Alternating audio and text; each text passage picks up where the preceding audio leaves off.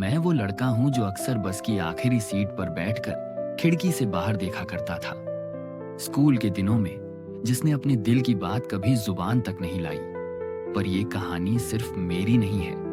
ये कहानी उन हजारों लोगों की है जिन्होंने कभी किसी को चुपचाप चाहा है। अगर आपने भी किसी को बिना कहे दिल से चाहा है तो ये कहानी आपके लिए है। मैं वही लड़का हूं जिसके हाथों में न किताब थी न किस्मत की लकीरें।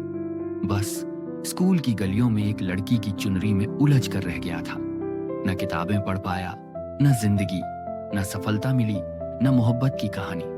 बस एक वजह थी। वो पहली बार उसे स्कूल के एनुअल फंक्शन में देखा था।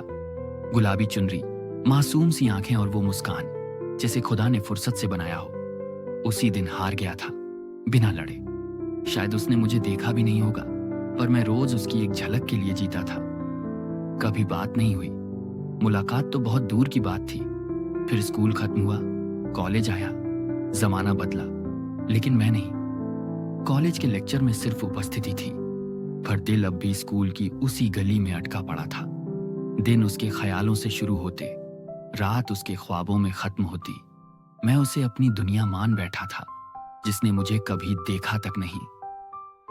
अब तो वो किसी और को बहुत प्यारी है। और हाँ, अब तो उसके पास भी उसके जैसी एक राजकुमारी है।